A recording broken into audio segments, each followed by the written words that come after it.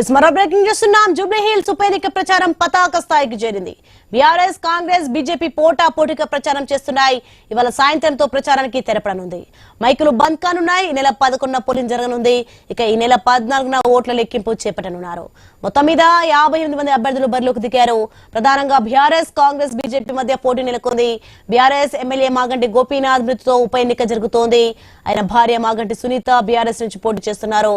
ఇక కాంగ్రెస్ నుంచి నవీన్ యాదవ్, బీజేపీ నుంచి లంకల దీపక్ రెడ్డి బరిలో ఉన్నారు. మూడు పార్టీలు ఈ ఎన్నికను ప్రతిష్టాత్మకంగా తీసుకున్నాయి.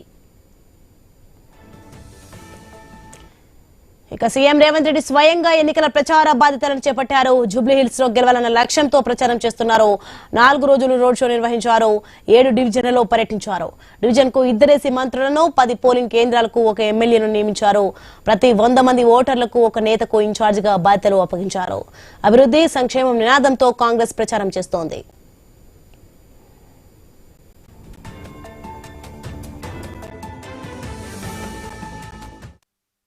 ఇక అసెంబ్లీ ఎన్నికల ముందు ఇచ్చిన హామీలను నెరవేర్చలేదంటూ బీఆర్ఎస్ ఆరోపిస్తోంది. బాకీ కార్డుల ప్రచారాన్ని గులాబీ విస్తృతంగా చేస్తోంది. మాగంటి గోపీనాథ్ భార్య సునీత పోటీ చేస్తుండటంతో సెంటిమెంట్ ను ప్రజల్లోకి తీసుకెళ్లింది. కేటీఆర్ అన్ని తానే వ్యూహాలు రూపొందించారు. అన్ని డివిజన్లలో రోడ్ షోలు చేశారు. కేసీఆర్ పార్టీ ముఖ్య నేతలతో సమావేశం నిర్వహించి దిశానిర్దేశం చేశారు.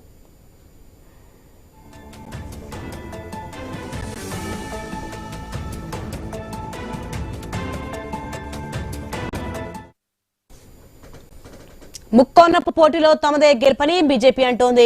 కేంద్ర మంత్రి కిషన్ రెడ్డి అన్ని తానే ప్రచారం నిర్వహిస్తున్నారు. అన్ని డివిజన్లలో రోడ్ షోలు నిర్వహించారు. బీజేపీ రాష్ట్ర అధ్యక్షుడు రామచంద్రరావు, కేంద్ర మంత్రి బండి సంజయ్ ప్రచారంలో పాల్గొన్నారు.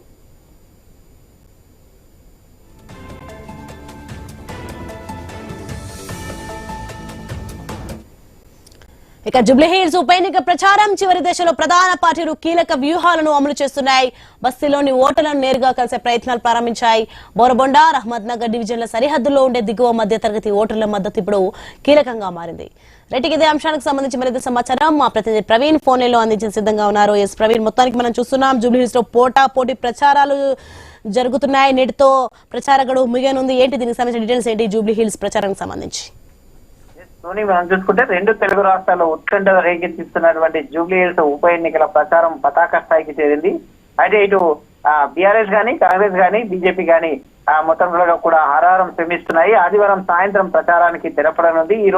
ఈ నెల 11న పోలింగ్ జరగనుండగా 14న ఫలితాలు కూడా వెలువడనున్నాయి. మొత్తం 58 మంది అభ్యర్థులు రంగంలో ఉండగా ప్రధానంగా అయితే బీఆర్ఎస్, కాంగ్రెస్, బీజేపీల మధ్య పోటీ నెలకొంది. అయితే బీఆర్ఎస్ ఎమ్మెల్యే మాగంటి గోపీనాథ్ మృతితో ఉప ఎన్నిక అనివార్యమైంది. ఆయన భార్య మాగంటి సునీత పోటీ చేస్తుండగా అధికార కాంగ్రెస్ నుంచి నవీన్ యాదవ్, అయితే బీజేపీ నుంచి మొత్తం తొలగా చూసుకుంటే కనుక ఆ లంకాల దీపక్ రెడ్డి బరిలో ఉన్నట్టుగా తెలుస్తుంది. మొత్తం తొలగా చూసుకుంటే కనుక అభివృద్ధి సంక్షేమ నినాదంతోనే కాంగ్రెస్ ముందుకెళ్తుంది. ఇటు అధికార కాంగ్రెస్ తరఫున సీఎం రేవంత్ రెడ్డి స్వయంగా ఎన్నికల ప్రచార బాధ్యతలు చేపట్టారు. జూబ్లీహిల్స్ లో గెలిచి కాంగ్రెస్ పాలన పైన ప్రజల్లో విశ్వాసం పెరుగుతుందని రుజువు చేయాలనే లక్ష్యంతో అభివృద్ధి సంక్షేమం నినాదం చేస్తున్నారు. 4 రోజులు రోడ్ షో నిర్వహించారు. దాదాపు 7 డివిజన్లు పర్యటించారు. పలు సామాజిక వర్గాల సమావేశాల్లో కూడా పాల్గొన్నారు. ప్రత్యేక వ్యూహం రచించి డివిజన్లకు 2 మంత్రుల, 10 పోలింగ్ కేంద్రాలకు 1 ఎమ్మెల్యే లేదా ఎమ్మెల్సీని, ప్రతి 100 మంది ఓటర్లకు 1 నేతను ఇన్ఛార్జ్ గా నియమించి నియోజకవర్గంలో దాదాపు 300 కోట్ల అభివృద్ధి పనులు చేపట్టామని, సంక్షేమ పథకాలు అమలు చేశామని విస్తృతంగా మొత్తంగా కూడా ఈ యొక్క ప్రచారం నిర్వహిస్తున్నారు. ఇది మొత్తంగా బీఆర్ఎస్ చూసుకుంటే కనుక ఏదైతే కాంగ్రెస్ ప్రభుత్వం చేస్తున్నటువంటి 6 గ్యారెంటీలు ఏవైతే ఉన్నాయో అవి బాకీ కార్డులకు కింద మొత్తంగా ఎన్నికల ప్రచారం చేస్తుంది. కాంగ్రెస్ పార్టీ అసెంబ్లీ ఎన్నికల ముందు ఇచ్చినటువంటి హామీలు ఏవైతే ఉన్నాయో ఆ హామీలను నేరుగా అయితే ఈ హామీలు నెరవేర్చలేదంటూ ప్రజల్లోకి తీసుకుపోయే పనులు చేస్తున్నారు. దివంగత మాజీ మాగంటి గోపీనాథ్ భార్య సునీత పోటీ చేస్తుండడంతో సెంటిమెంట్ ప్రజల్లోకి తీసుకెళ్లింది. అదేవిధంగా కేటీఆర్ అన్ని తానే పుయ్యాలు రచిస్తున్నారు. అన్నిటి విస్తృతంగా ఇప్పటికే పర్యటన చేసి రోడ్ షోలు కూడా చేశారు. కేసీఆర్ ప్రచారం చేస్తారని శ్రేణులందరూ కూడా భావించిన ఆ పార్టీ ముఖ్య నాయకులతో సమావేశం నిర్వహించి దిశానిర్దేశం చేశారు. మొత్తంగా చూస్తున్నాయి. నేతలు క్షేత్రస్థాయిలో నియమించడం జరిగింది. వారి ఇంటింటి ప్రచారం కూడా నిర్వహిస్తున్నారు. రేవంత్ రెడ్డి ఆ లక్ష్యంగా కేటీఆర్ ఆరోపణలు చేస్తున్నారు. మహిళలకు 2500 ఇవ్వలేదని, పింఛన్ సొమ్ము పెంచలేదని, నిరుద్యోగ వృత్తి అమలు కాలేదని, కళ్యాణ లక్ష్మి, ఆడపిల్లలకు స్కూటీ లాంటి పథకాలు ఒక్కటి కూడా అమలు కాలేదని విమర్శలు చేస్తూ హరీష్ రావుకు పితృవియోగం ప్రచార బాధ్యతలు కేటీఆర్ పైనే పడింది.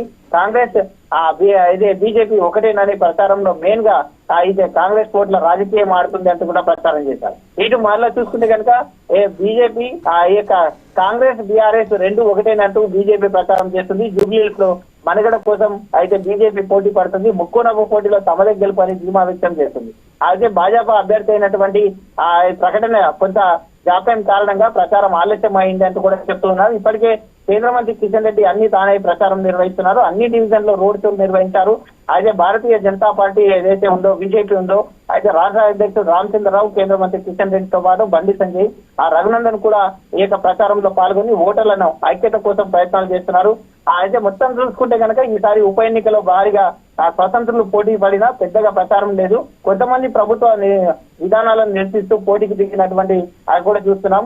3 పార్టీలు ఇప్పటికే వ్యూహాలు రచించాయి. ఇప్పుడు బైక్ ర్యాలీలు కూడా చేస్తున్నాయి. ఈ రోజు సాయంత్రం 5 గంటల వరకు ఈ యొక్క ప్రచారం ఉండడం చేత ఆ పార్టీలన్నీ ఉదయం నుండి బైక్ ర్యాలీలు నిర్వహిస్తున్నాయి. మధ్యాహ్నం రోడ్ షోలు, కార్నర్ మీటింగ్లతో పాటు మొత్తం కూడా ఇప్పటికే అధికారులను సంసిద్ధం చేసింది. ఎంతమంది ఓటర్లు ఉన్నారు అనే కోణం లోపల కూడా చూస్తున్నారు. వివిధ డివిజన్ల లక్ష్యంగా ఏదైతే రైమత్ నగర్, బోరబండలో ఉండేటటువంటి సామాన్యులు ఎవరైతే ఉంటారో వాళ్ళపైన కూడా ఓటర్ల మొత్తంలో దృష్టి పెట్టినట్టు తెలుస్తుంది. ఈ రోజు సాయంత్రంతో ఈ ప్రచారానికి అయితే ఎండ్ కార్డు పడనుంది. 11వ తేదీ ఉదయం 7 గంటల నుండి సాయంత్రం 6 గంటల వరకు ఎన్నికలు జరగనున్నాయి. అది పోలింగ్ జరిగిన తర్వాత 14వ తేదీ ఫలితాలు ఏ విధంగా ఉండబోతాయంటూ కూడా మొత్తం సర్వత్రా ఉత్కంఠ ఉంటుందని తెలుస్తుంది.